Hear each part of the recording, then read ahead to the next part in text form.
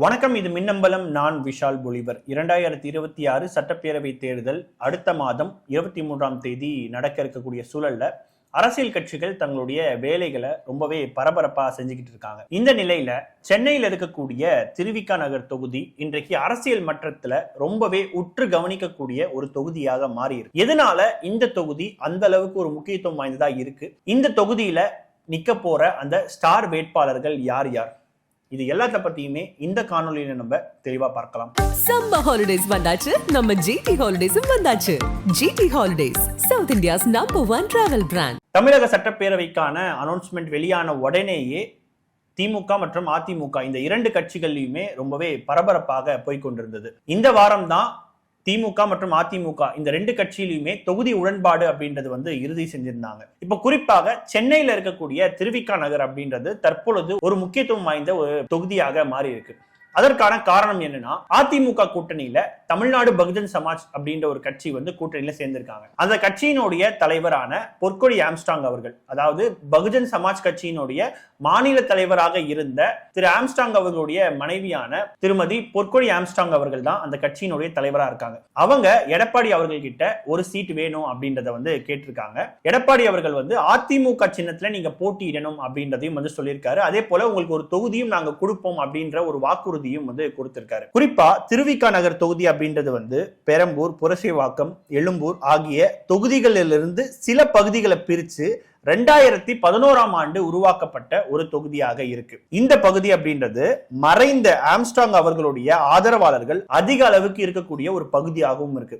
இன்னும் குறிப்பிட்டு சொல்லணும்னா, எழும்பூர் தொகுதியில் இருக்கக்கூடிய 99வது வார்டுல 2006ஆம் ஆண்டு நடந்த உள்ளாட்சி தேர்தலில் ஆம்ஸ்ட்ராங் அவர்கள் வெற்றி பெற்ற ஒரு பகுதியாகவும் இருக்கு. அப்போ அந்த இடத்துல அவர்களுடைய செல்வாக்கும் சரி அல்லது அவர்களுக்கான வாக்காளர்களும் சரி அதிக அளவுக்கு இருக்காங்க. குறிப்பா ஆம்ஸ்ட்ராங் அவர்களுடைய மறைவுக்கு அப்புறமா அவருடைய மனைவியான பொற்கொடி அவர்கள் நீதி கேட்டு வராங்க. குறிப்பா திமுக ஆட்சியில சட்டம் ஒழுங்கு சரியில்லை என்பதற்கு என்னுடைய கணவரினுடைய படுகொலையே ஒரு முக்கிய சாட்சி அப்படின்றதையும் பொற்கொடி அவர்கள் ஒரு குற்றச்சாட்டாக முன் வச்சிருக்காங்க. அதை மையப்படுத்தி தான் இந்த தேர்தல்ல அவங்க களம் இறங்கி இருப்பது அந்த பகுதி மக்கள் இடையில மிகப்பெரிய ஒரு அனுதாபமும் உருவாகி இருக்கு. ஆனால் இந்த திருவிக நகர் அப்படின்றது திமுகவினுடைய ஒரு கோட்டையாக இருக்கு. அதற்கான காரணம் என்னன்னா, இந்த தொகுதியில் இருக்கக்கூடிய சில சமூக பின்னணியும் நம்ம பார்க்க வேண்டியதா இருக்கு. குறிப்பாக இந்த திருவிக நகர் தொகுதியில ஆதி திராவிடர் மக்களும், அருந்ததி மக்களும் மற்றும் மற்ற அனைத்து தரப்பு மக்களுமே வாழக்கூடிய ஒரு பகுதியாக இருக்கு. இந்த தொகுதி அப்படின்றது 2011ஆம் ஆண்டு உருவாக்கப்பட்டது. 2011ஆம் ஆண்டு உருவாக்கப்பட்ட முதல் தேர்தலை நம்ம எடுத்துக்கிட்டோம்னா, அதிமுக சார்பாக நின்ற நீலகண்டன் அவர்கள் 72,887 வாக்குகள் பெற்று வெற்றி பெற்றிருந்தாரு. அவருக்கு எதிரில் நின்ற வேட்பாளர் ஒரு காங்கிரஸ் வேட்பாளர். அவர் தோல்வியை தழுவியிருந்தாரு.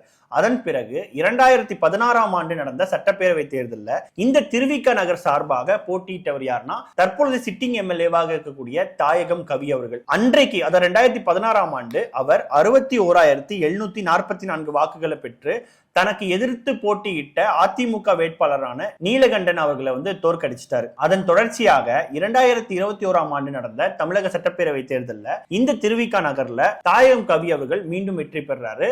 அவர் வெற்றி பெற்ற போது எடுத்த வாக்குகள் எவ்வளவுனா 81,727 வாக்குகள். இந்த ஒரு சூழல்ல தான் பொற்கொடி அவர்கள் அதிமுக சார்பாக இங்க வேட்பாளராக நிற்க இருக்காங்க. இந்த நிலையில பொற்கொடி அவர்களுக்கு எதிராக ஒரு வலுவான வேட்பாளரை நிறுத்தணும் அப்படின்ற அடிப்படையில சென்னை மேயரான பிரியா நிறுத்தப்படலாம் அப்படின்னு திமுக வட்டாரங்கள்ல சொல்றாங்க. அதற்கான காரணம், 2022ஆம் ஆண்டு நடைபெற்ற நகர்ப்புற உள்ளாட்சி தேர்தலில் சென்னை மாநகராட்சியினுடைய திருவிக நகர்ல இருக்கக்கூடிய 74வது வார்டுல போட்டியிட்டு தன்னை எதிர்த்து போட்டியிட்டவர்களை விட 6,299 வாக்குகள் அதிகம் பெற்று வெற்றி பெற்றவர் தான் தற்பொழுதைய மேயரான பிரியா ராஜன் அவர்கள். அதனாலதான் இந்த பகுதியில அவர் நிக்கலாம் அப்படின்ற ஒரு செய்தியும் ஒரு பக்கம் வருது. அது மட்டும் இல்லாம இவரது தந்தையான ராஜன் அவர்கள் அந்த பகுதியினுடைய திமுகவினுடைய இணை செயலாளராக இருக்கிறார். இவர்களது குடும்பமே கிட்டத்தட்ட 40 ஆண்டுகள் திமுகவினுடைய விசுவாசிகளாக இருக்காங்க. இந்த நிலையில் தான் மேயர் பிரியா அவர்கள் மேயர் பதவியை தொடர்ந்து எம்எல்ஏ ஆகக்கூடிய ஒரு எண்ணத்துல வேலை செய்கிறதாக திருவிக நகர் திமுகவினர் சொல்றாங்க. ஏற்கனவே சென்னை மாநகராட்சி மேயராக இருந்த தமிழக முதலமைச்சர் மு க ஸ்டாலின் அவர்கள் இப்போ முதல்வராக இருக்காரு. அதே போல மேயராக இருந்த அமைச்சர் மா சுப்பிரமணியன் அவர்கள் இப்பொழுது அமைச்சராக இருக்காரு. அந்த வரிசையில தற்பொழுது மேயர் பிரியா ராஜன் அவர்களும் இணைய இருக்காரு. எனவேதான் சென்னை மேயர் பிரியா மற்றும் பொற்கொடி ஆம்ஸ்டாங் ஆகிய இருவருமே தங்கள் தனிப்பட்ட செல்வாக்கு மற்றும் அரசியல் பின்புலத்தை கொண்டிருக்கிறதுனால இந்த தொகுதி அப்படின்றது மிகவும் கடுமையானதாக இருக்கும் அப்படின்னு எதிர்பார்க்கப்படுது. தொடர்ந்து இது மாதிரியான அரசியல் அப்டேட்டுகளை தெரிந்து கொள்ள தொடர்ந்து இணைந்திருங்கள். இது உங்கள் மின்னம்பலம். நான் விஷால் பொலிவர். நன்றி, வணக்கம். சம்மர் ஹாலிடேஸ் வந்தாச்சு, நம்ம ஜிடி ஹாலிடேஸும் வந்தாச்சு. GT holidays, South India's #1 travel brand. மின்னம்பலம்.com, தமிழின் முதல் மொபைல் பத்திரிகை.